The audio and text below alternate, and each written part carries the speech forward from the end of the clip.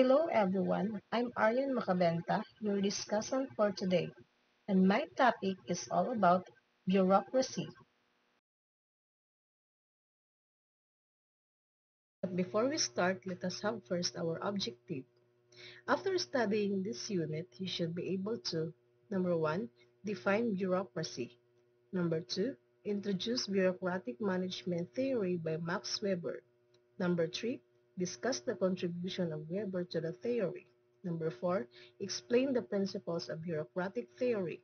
Number 5, identify the advantages and disadvantages of the theory.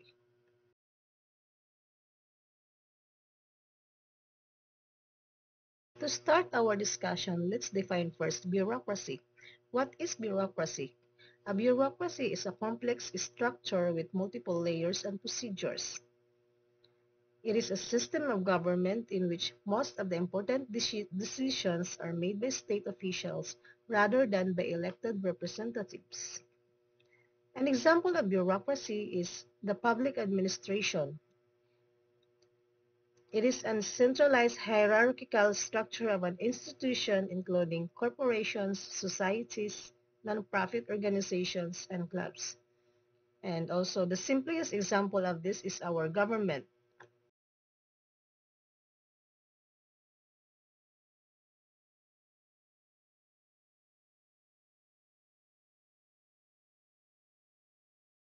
Max Weber, a German sociologist and political economist, is known as the father of modern bureaucracy.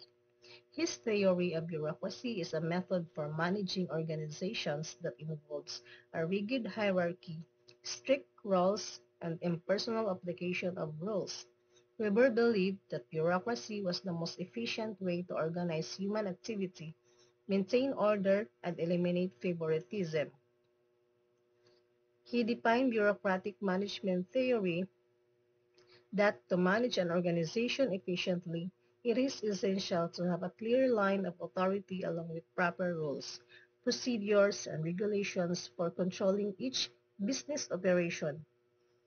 Bureaucracy also refers to the processing of control over a group of people or activities through knowledge, power, or authority. There are only three kinds of power in organization according to Weber. Number one is traditional. Traditional authority, the workers considered as servants and are dependent upon the leader, working as their servants and the following the stated rules and regulations blindly. Another is charismatic. Charismatic power, due to the extraordinary personality of the managers, the workers are deeply motivated to perform their best on the tasks allotted to them. However, this charisma may fade away with the manager's layoff resignation. Another is legal rationale.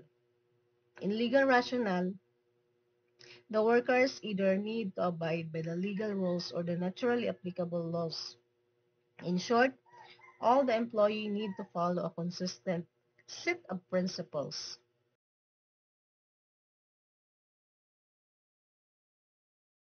Principles of bureaucratic theory. Government organizations majorly adopted Max Weber's bureaucracy theory. Weber gave the following six principles in managing an organization effectively and efficiently. So number one is authority hierarchy. Weber proposed that there should be a systematic hierarchy in the organization, defining the position of each employee from top to the lowest level. In such a system, each employee knows who they have to report, whose orders they need to follow, and what is the role of different personnel in the organization. Number two, formal rules and regulations. In formal rules and regulations, there should be a clear set of principles, procedures, rules, and regulations in written form to be followed universally by everyone working in the organization, irrespective of their position.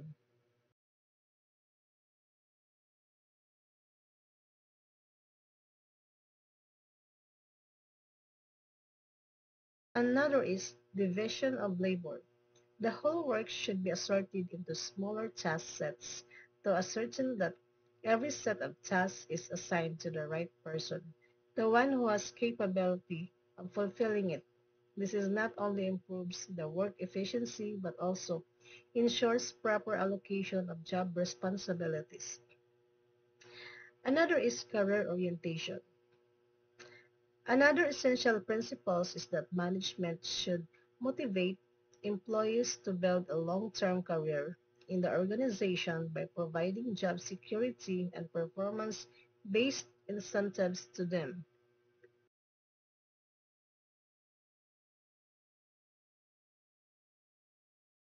Another is impersonality.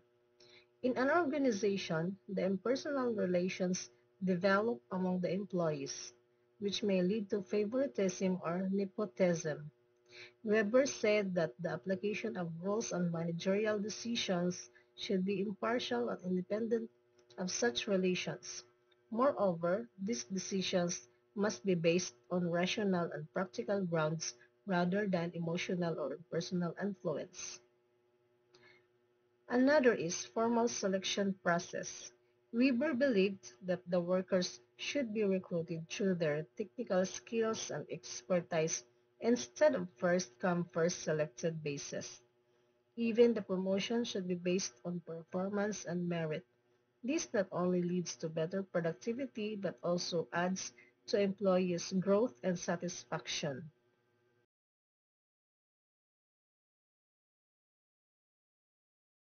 Moving on, let's proceed to advantages of bureaucracy. So there are six advantages of bureaucracy. Number one is specialization or expertise. Number two is skill-based recruitment, predictability, equality, structure, systematic record keeping, and rationality.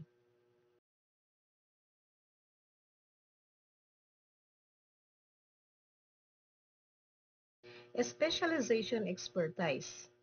In bureaucracy management, the work is divided among the employees according to their skill, capabilities, and expertise, which results in job specialization in the organization. Skill-based recruitment. Skill-based recruitment, the employees are recruited by matching their skills and experience with that required for the vacant job position to ensure that the right person is placed at the right job.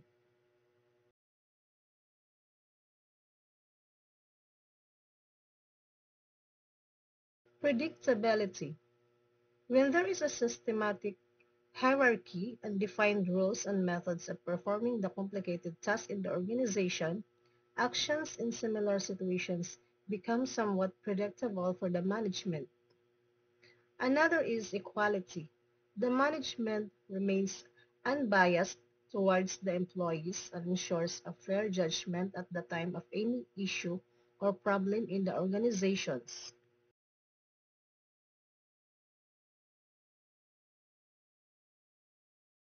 Another advantage is structure. A systematic organizational structure can be developed through bureaucracy where the rules, regulations, methods, and procedures are predefined. Another, systematic record keeping. Systematic record keeping. This approach focuses on systematically recording all the business transactions and operations in documents to be used by the other employees in future.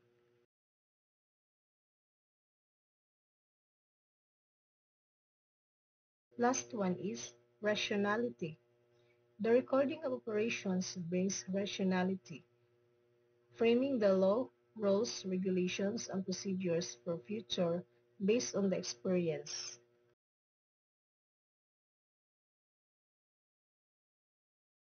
Moving on, let's proceed to disadvantages of bureaucracy. When we talk of bureaucratic management, there are numerous drawbacks of purely adopting this theory to run any organization. So let us now elaborate over each of such shortcomings below.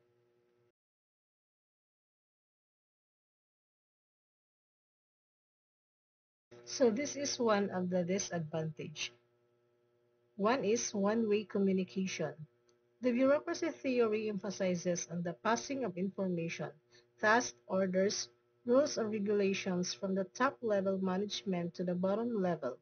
However, feedback concerning the operational issues and other suggestions are not taken from the employees. Another disadvantage is the exploitation of power. In bureaucracy, managers have a higher authority which can be misused by them to meet their interests or to dominate their subordinates.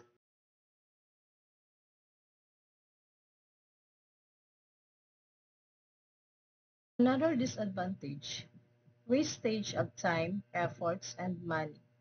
Wastage of time, efforts, and money. It involves the recording of all the business transactions and operations to create documents which require a lot of time, money, and efforts of the personnel. Another is delay in business decision making. The top level management keeps the decision making authority with itself. Therefore, the lower level managers have to rely upon the top level managers, even in the case of any emergency or situations demanding immediate action.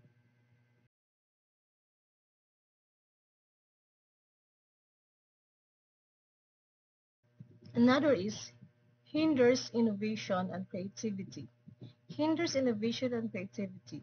The supervisor controls every activity of the employees, which ultimately restrict the subordinates to apply creativity and innovation to their work.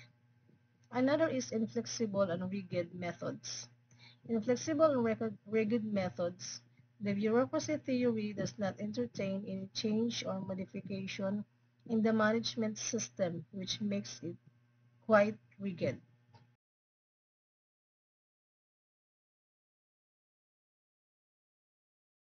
So in conclusion, bureaucracy is rooted in controlling something with the use of power or authority. Therefore, it is usually taken as a negative concept by many of us. But it is not so. The concept of bureaucratic management initiates the creation of a proper hierarchy in the organization. Here, the power of authority is distributed among the workers according to their position in the organization.